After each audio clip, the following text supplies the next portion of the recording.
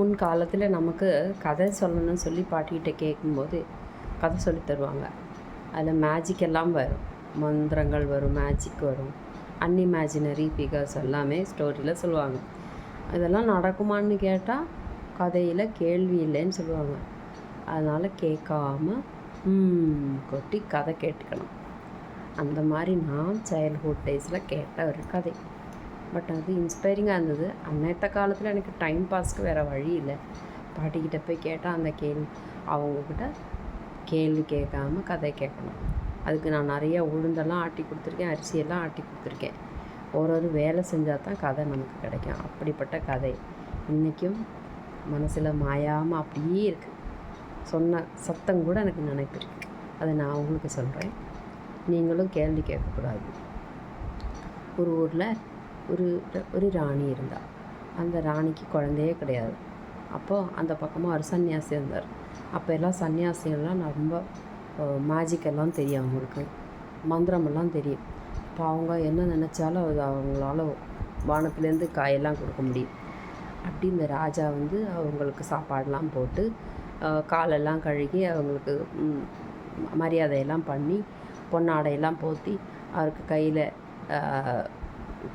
பொருளெல்லாம் கொடுத்துருக்காங்க போகிற வழியில் சாப்பிட்றதுக்கு. அந்த மாதிரி ரொம்ப ஆதரவு பண்ணோன்னே சன்னியாசி கேட்டார், ஏன் இப்படி ராணி முகம் வாடி இருக்கு அப்படின்னு.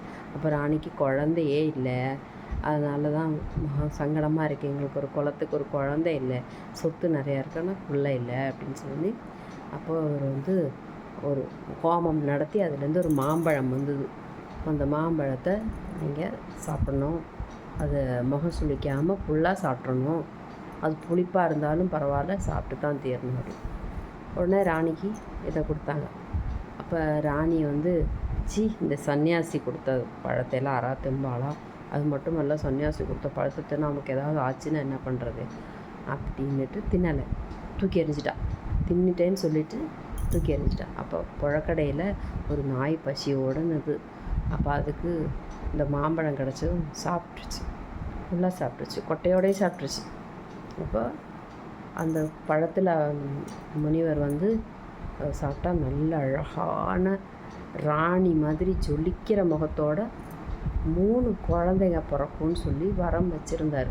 அந்த பழத்தை சாப்பிட்டா அதே மாதிரி நாய்க்கு 3 பொன் குழந்தைகள் பிறந்தது. ராணி மாதிரி வசவசவன்னு அழகாக நல்லா சுருண்ட முடியோடு பிறந்தது. அப்போ இந்த நாய் நாய் ஆனதுனால எங்கேயும் போய் இதுக்கு சாப்பாடும் தேடணும் ரொம்ப கஷ்டமாக, போகிற இடத்துலலாம் கல் எடுத்து அடிப்பாங்க, அப்படிலாம் பண்ணிகிட்டு இருந்தாங்க.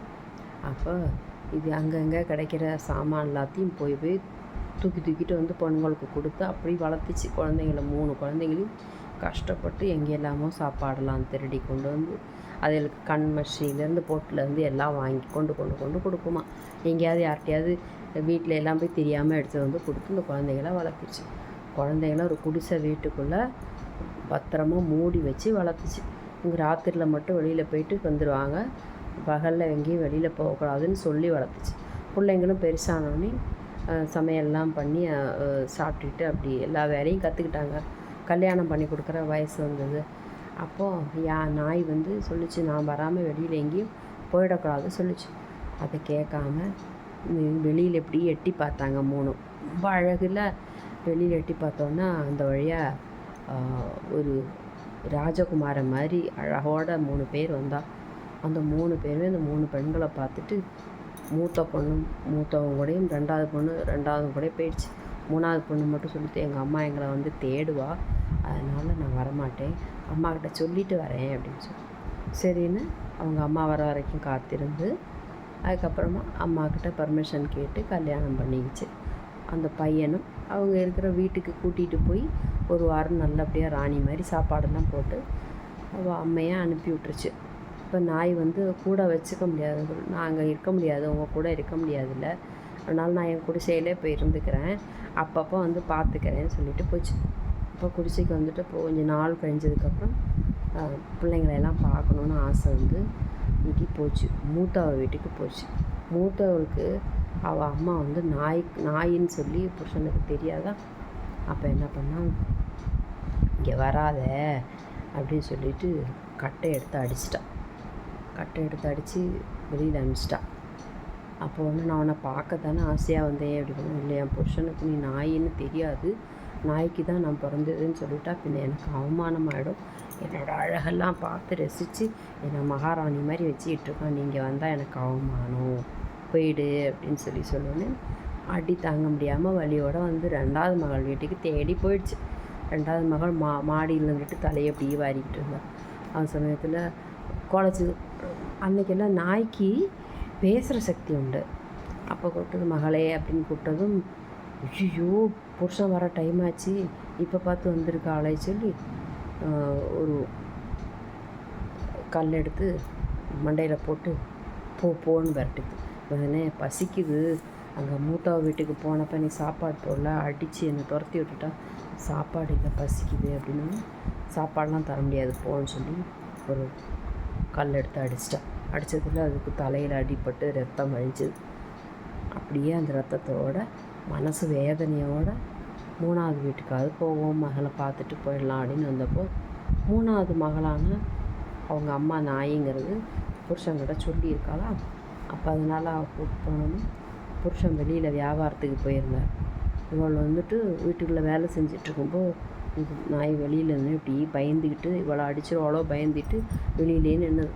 அப்போ யதார்த்தமாக வெளியில் என்னத்தையோ போடுறதுக்கு வேண்டி வந்தப்போ அம்மாவை பார்த்துட்டு கெட்டி பிடிச்சி தூக்கி எடுத்துகிட்டு போய் வீட்டுக்குள்ளே வச்சு மருந்தெல்லாம் போட்டு கெட்டெல்லாம் கட்டி அதை வந்து ஒரு 2-3 நாள் வச்சுருந்து மருந்தெல்லாம் போட்டு குணப்படுத்தி அதுக்கப்புறம் நல்ல ட்ரெஸ் எல்லாம் போட்டு அதுக்கு சாப்பாடு கொடுத்து சாம்பிராணி புகையெல்லாம் போட்டு நல்லபடியாக வச்சுருந்துட்டா. பட்டில் பொதிஞ்சு வச்சுட்டா.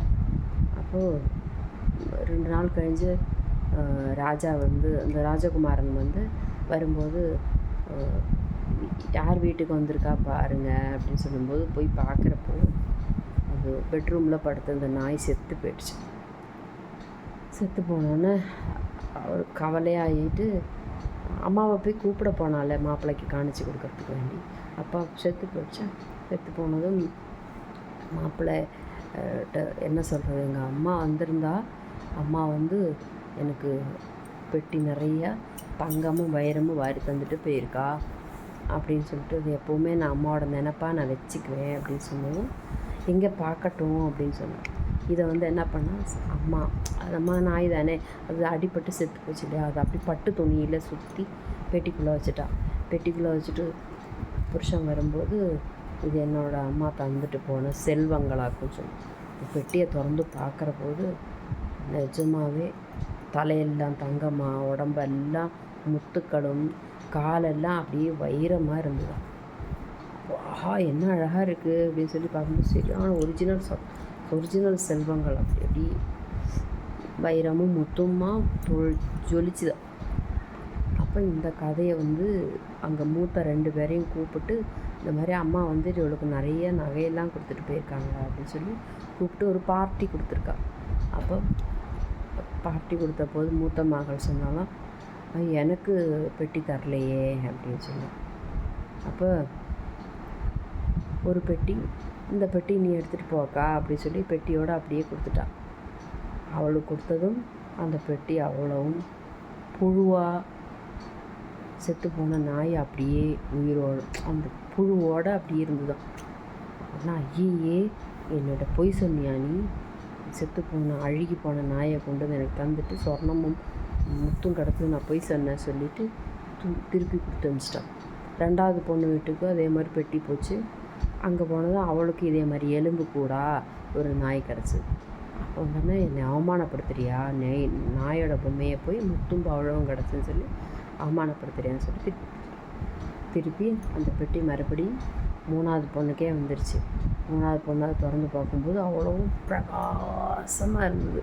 நாய் வந்து சொல்லிச்சு, நான் உங்கூட தான் இருக்க ஆசைப்பட்றேன், நீ எந்த காரணம் கொண்டு உங்கள் அக்காமாருக்கு என்னை கொடுத்துடக்கூடாது, நான் உங்கூடே இருந்து உன்னை எப்போவுமே நல்லபடியாக வச்சுக்குவேன், என்னோடய ஆத்மா உன்னை வாழ்த்திக்கிட்டே இருக்கும், நான் உங்கூட இருந்தால் தான் திருப்தியாக இருப்பேன்னு சொல்லிச்சான். அப்போ அம்மாவா அது கோவில் அந்த பூஜை ரூமுக்குள்ளே அந்த பெட்டியை கொண்டு வச்சுக்கிட்டு என்றைக்கும் அதை பூஜை பண்ணிகிட்டு இருந்தாலாம். அவளும் ரொம்ப நிறையா நாள் ரொம்ப சந்தோஷமாக இருந்தால், செல்வ செழிப்போடு குழந்தைங்கள்லாம் நிறையா பிறந்து ரொம்ப ஜாலியாக சந்தோஷமாக இருந்தாலும் அது என்ன சொல்கிறதுன்னா, நம்ம அம்மா என்ன குறைவோடு வந்தாலும் தாயை வந்து மறக்கக்கூடாது. எப்போவும் அன்போடு பார்த்துக்கிட்டா அவங்களோட ஆசீர்வாதம் நமக்கு நிறைய கிடைக்கும். ஒரு நாள் அவங்கள தவிக்கவே விடக்கூடாது அப்படின்னு சொல்லி அதனோட மோரல் ஆஃப் த ஸ்டோரி.